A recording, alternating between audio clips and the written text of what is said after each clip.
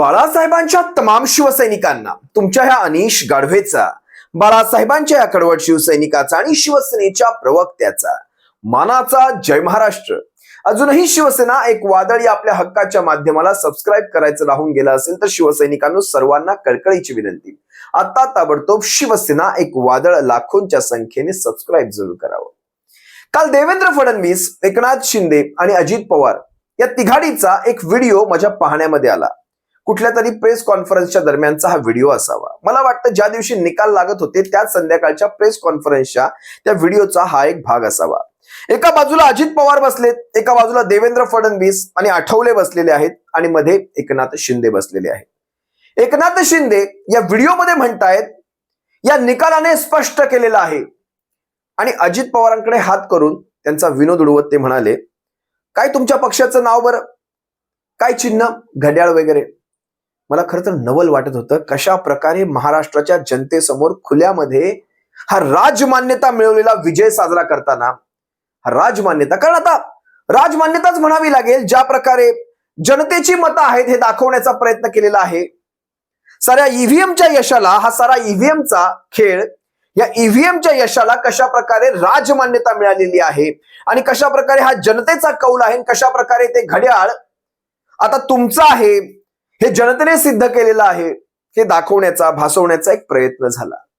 आणि अजित पवारांनी देखील लागलीच तो रिटर्न देखील दिलं. म्हणजे अजित पवार स्वतःकडे काही ठेवत नाही. अजित पवार लागलीच म्हणाले, तुमच्या शिवसेनेचा देखील इथे फैसला झालेला आहे, शिवसेना कुणाची, हे अशा प्रकारचं ती वक्तव्य मी तुम्हाला दाखवेलच. पण हे सगळं बोलत असताना सगळीकडे एक हशा पिकला होता.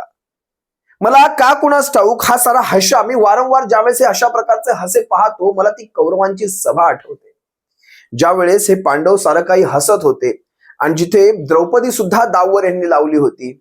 आणि विचार करा, त्यावेळेस द्रौपदीचं ज्यावेळेस वस्त्रहरण होत होतं त्यावेळेस जो कौरव सभेमध्ये, त्या भर सभेमध्ये जो हशा पिकला होता, आठवत असेल ना तुम्हाला ते सारे जुने किस्से, ज्यावेळेस आपण टेलिव्हिजनवर हे सगळं पाहत होतो, कशा प्रकारे ते हशा पिकायचा, कशा प्रकारे ते जीतम जीतम जीतम, ते सारीपाटाचा खेळ सगळं आपण पाहिलं असाल. हा हशा मला ती कौरव सभेची आठवण करून देत होता. तुम्ही एकदा हा व्हिडिओ पहा ना, त्यापुढे मी माझं विश्लेषण करतो कशा प्रकारे या साऱ्या सभेमध्ये हशा पिकला होता. मागे जे जे कोणी उभे होते ते सगळे हसत होते आणि विशेष म्हणजे देवेंद्र फडणवीसांचा चेहरा पहा, हा माणूस हसत कमी होता. म्हणजे देवेंद्र फडणवीस ज्या प्रकारे इतर नेते हसत होते तेवढा देवेंद्र फडणवीसांचा चेहरा हसला नव्हता. कारण ते काय विचार करत असणार हे मी तुम्हा सर्वांच्या समोर ठेवतो. एकदा हा व्हिडिओ पहा. निवडणुकीत देखील कोण कुठल्या पक्षाचा, आता तुमचा कुठला पक्ष आहे, तुमचा राष्ट्रवादी, आता तो कोणाचा आहे ते लोकांनी ठरवलं. आणि शिवसेना कोणाची तेही ठरवलं, आणि लोकांनी ते ठरवलं. त्यामुळे आता बऱ्याचशा गोष्टी त्या स्पष्ट झालेल्या आहेत, बऱ्याचशा गोष्टी स्पष्ट झाल्या. आणि मला समाधान आहे की 2019ला 56 जागा आल्या होत्या आणि त्या 56, मला वाटतं आताही 56 जागा आल्या, अजून चालू आहे. पण एकंदरीत आताच्या पर्यंत म्हणजे विकासाला लोकांनी महत्व दिलं. मोदीजींनी, आता अमित भाई असतील, नड्डाजी आहेत, तिथं पियुषजी आहेत, केंद्रीय मंत्री आपले भूपेंद्रजी आहेत, राजनाथ सिंगजी, बऱ्याच सगळ्या लोकांनी, आठवले साहेब तर आपल्या सोबतच आहेत, आठवले साहेब सोबत 100%. व्हिडिओ पाहत असताना तुम्हा सर्वांच्या डोक्यामध्ये एक तिडीक नक्कीच उठली असणार की शिवसेनेसारख्या पक्षाच्या बाबतीत अशा प्रकारचा घाणेरडापणा केल्यानंतर भर मीडियावर हे अशा प्रकारचे स्टेटमेंट देऊन जनतेने सिद्ध केलेलं आहे, राष्ट्रवादीचं घड्याळ कुणाचं, आणि ते विनोद उडवले जात होते. त्यावेळेस तुम्ही देवेंद्र फडणवीसांचा चेहरा जर पाहिला असाल तर देवेंद्र फडणवीस हा विचार करत असतील, काय दर्जाची माणसं असतील ही. मनातला विचार पहा बरं, कुठे ना कुठेतरी मनाच्या कोपऱ्यामध्ये देवेंद्र फडणवीस हा विचार नक्की करत असतील, काय दर्जाची माणसं असतील ही. कारण आज जवळपास 25-30 वर्ष शिवसेनेसोबतची युती होती. चला आम्ही तर फोडला, आम्ही तर निर्लज्जातले निर्लज्ज निघालो, आम्ही तर फोडला, कारण आम्ही तर शेवटी बाहेरचा पक्ष, आम्ही आमची राजनीती करणारच, आम्हाला राजकारण करायचंय, आम्ही राष्ट्रीय पक्ष आहोत, आम्ही राजकारण करणार, आम्हाला काही नाही पडले.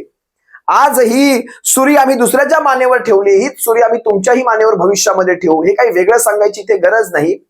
देवेंद्र फडणवीस हा विचार करत असतील, आज तुम्ही ज्या प्रकारे हसताय हा निर्लज्जपणाचा एक कळस आहे. निर्लज्जपणा, आपापल्या पक्षाच्या अध्यक्षांच्या पाठीत खंजीर खुपसून ज्या प्रकारे तुम्ही या आमच्या ह्या सगळ्यामध्ये तुम्ही जो साथ देत आहात आणि हा निर्लज्जपणाचा कळस आहे, तुम्ही जे हस दाखवत आहात, खरंच देवेंद्र फडणवीसांच्या मनामध्ये कुठेतरी हा विचार नक्की येत असणार.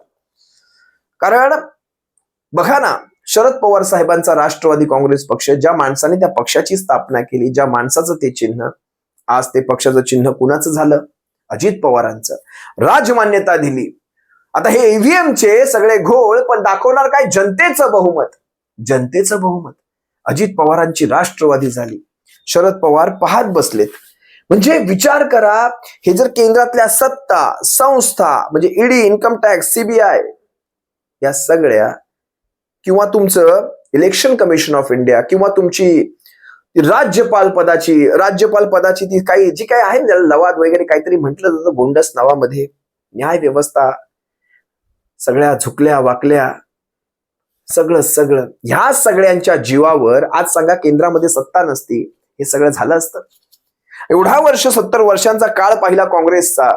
आमची वय नाही तेवढी, पण आम्ही जे काही वाचतो, आम्ही जे काही पाहतो, आम्ही ज्या काही माहित्या घेतो, एवढा काँग्रेसचा 70 वर्षाचा इतिहास वाचला. पण काँग्रेसच्या 70 वर्षाच्या इतिहासात अशा प्रकारचा पक्ष फोडणं आणि पक्षाला स्वतःचं नाव देणं, त्याचाच चिन्ह, त्याचाच नाव, म्हणजे हा प्रकार आयुष्यात पहिल्यांदा पाहिला. अशा प्रकारे संस्था, म्हणजे बघा, कुठल्याही देशाच्या लोकशाहीमध्ये 5 स्तंभ असतात. अगदी तुम्ही मीडिया घ्या, सगळ्यात पहिला मीडिया संपवला. काय राहिलं मीडियामध्ये? सगळं विकलं गेलेलं आहे. प्रत्येक मीडियाचा मालक हा कुठला तरी राजकारणीच असतो, या नाहीतर ह्या विचारसरणीचा. मीडिया विकली गेली. मीडियाकडे आता ते स्वातंत्र्य राहिलेलं नाही की खऱ्याला खरं आणि खोट्याला खोटं म्हणण्याचं. बघा, ज्यावेळेस या 5 संस्था तुमच्या संपतात, त्यावेळेस तुम्ही हुकुमशाहीच्या दिशेने असता. आणि हुकुमशाहीच्या दिशेने फक्त चालत नसतं, तर पळत असता. हुकुमशाही जी उत्तर कोरियामध्ये आहे ना, केसांच्या 12च प्रकारच्या स्टाईली असणार, म्हणजे अशाच 12 प्रकारांमध्ये तुम्हाला केस कापायचे आहेत. जर 13वा प्रकार दिसला तर केसासोबत मुंडकही कापलं जाईल. लक्षात घ्या या गोष्टी. हे 3च चॅनल्स तुम्हाला टीव्हीवर, ह्या 3च वाहिन्या पाहायच्या आहेत. 4थी वाहिनी तुमच्याकडे दिसली कुठून मागून, तर वाहिनी सकटच तुम्हाला गायब केलं जाईल. किंवा तुम्ही काय खायचं, तुम्ही काय बघायचं, तुमच्या मोबाईलमध्ये कुठले ऍप्स असणार, तुम्ही मोबाईल पण वापरू शकणार की नाही, इंटरनॅशनल कॉल तर नाहीच नाही, ISD वगैरे काहीच नाही. अगदी ऑलिम्पिकला सुद्धा ह्यांचे जर खेळाडू गेले ना, त्यांच्यावर पाळत ठेवायला माणसं असतात की हे खेळाडू तिकडून तिकडेच पळाले नाही पाहिजेत. ती माणसं पुन्हा आली पाहिजेत आपल्याकडे, पुन्हा त्यांना घेऊन यायचं, हे सगळं काम सोपवलेलं असतं.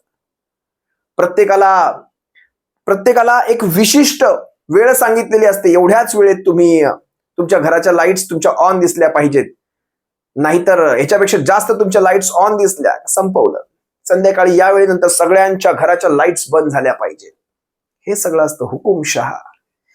जर कोणी तुमच्या राष्ट्राध्यक्षाच्या विरोधात बोलताना दिसलात, संपला. दुसऱ्या दिवशी कार्यक्रम वाजलाच, भर चौकामध्ये कार्यक्रम वाजलाच समजायचं.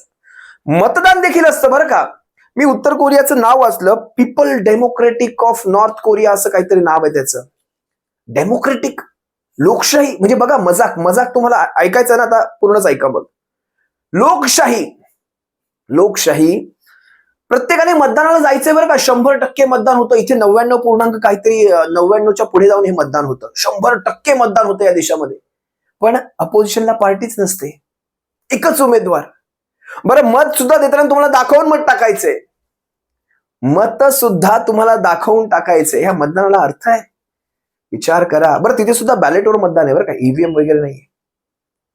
हे सुद्धा एक सांगावंसं वाटतं मला इथे. तिथे सुद्धा बॅलेटने मतदान घेतलं जातं. हे आहेत हुकुमशहा. चुकून तुम्ही मतदानाला जाणार नसाल तर तुम्ही संपलाच समजायचं. म्हणजे तुमच्या मतपत्रिकेवर एकच चौकोन आहे, नेत्याच पुढे तुम्हाला अशी टिकमार्क करायचे. विचार करा काय. बरं, तुमचा राष्ट्राध्यक्ष आला तर तुम्हाला हसायचंय, नाचायचंय, आमचा राष्ट्राध्यक्ष आला. तुम्ही पहा जरा नॉर्थ कोरियाचे कधी व्हिडिओ पहा. या सगळ्या गोष्टी अशाच नाही सांगत आहे. हे 5 स्तंभ ज्यावेळेस संपतात त्यावेळेस सगळं संपलेलं असतं. 5 स्तंभ. मीडिया गेली. दुसरा असतो तुमचा न्यायव्यवस्था. काय राहिलं न्यायव्यवस्थेमध्ये? Election commission of India. म्हणजे हे सगळे जे लोकशाहीचे जे रक्षक आहेत ते भक्षक बनलेले आहेत. न्याय व्यवस्था संपली. तुमची सर्वोच्च पार्लमेंटरी सिस्टीम असते, लेजिस्लेचर सिस्टीम असते, पार्लमेंटरी संपली. संसद अड्डा झाली, अड्डा. संसद संपली. सेबी जी तुमच्या स्टॉक एक्सचेंजवर तुमच्या सगळ्याकडे कंट्रोल करत असते, SEBI, national stock exchange, Delhi stock exchange, Mumbai stock exchange, सगळं संपलं. म्हणजे सगळीकडे कंट्रोल करायचं. ह्या सगळ्यामध्ये पैसा कसा कुठून उभा केला जातो तर ह्या स्टॉक एक्सचेंजच्या मार्फत केला जातो. ह्या सगळ्यावर कंट्रोल घ्यायचं.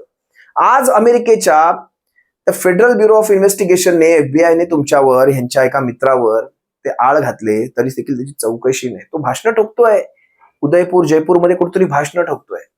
विचार करा, हे कुठल्या दर्जात चाललंय, या देशामध्ये काय चाललंय. सगळे धंदे ह्यांचे. उद्या तुम्हाला वीज जरी घ्यायची झाली तरी ह्यांची वीज घ्यावी लागणार, तुम्हाला पर्याय दिला जाणार नाही. अंधारात तर तुम्ही राहणार नाहीत. जिथे MSEB महाराष्ट्र राज्य विद्युत महामंडळाची वीज समजा तुम्हाला 1 रुपयाने मिळणार होती, आता ती MSEB बंद पडली समजा, आणि ह्यांची वीज 5 रुपयाने आली आणि तुम्हाला दुसरी कंपनीच नाही उभी केली, तुम्ही काय करणार? चिमण्या लावणार घरामध्ये? तुम्हाला वीज घ्यायचीच आहे, 5 रुपयाने घेणं हे तुम्हाला बंधनकारक होणार, पर्याय नाही.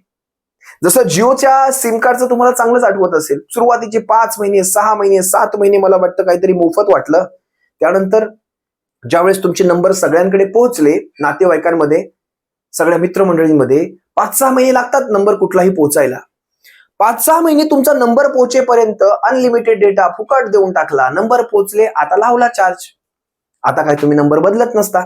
असे वारंवार नंबर बदलले जात नाहीत. माणसाकडे एखादा नंबर घेतल्यानंतर मला वाटतं जवळपास 5-5, 6-6, 10-10 वर्ष वापरला तो. काहींचा लाईफ टाईम नंबर तोच असतो, बदलत नाहीत बरं का.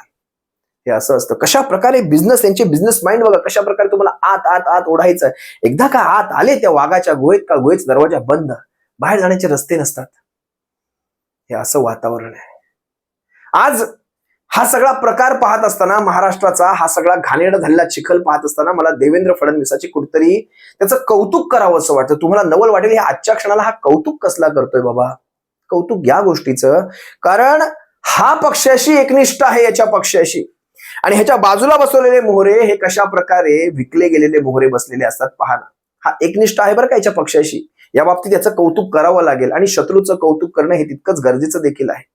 आपण तेवढे दिलदार आहोत, कोत्या मनाचे नाही आहोत. ह्याचं पद, महाराष्ट्राचं मुख्यमंत्री पद जाऊन हा उपमुख्यमंत्री पदी आला, आणि ह्याच्या मनात नव्हतं त्या पदावर येणं, तरी देखील हा आला. कारण आदेशाचं पालन हा व्यवस्थित करत असतो. कितीही पक्षामध्ये त्याची कोंडी झाली असेल काही काळासाठी या सगळ्या बाबतीत, तरी देखील पक्षाच्या भूमिकांशी विसंगत वागला नाही.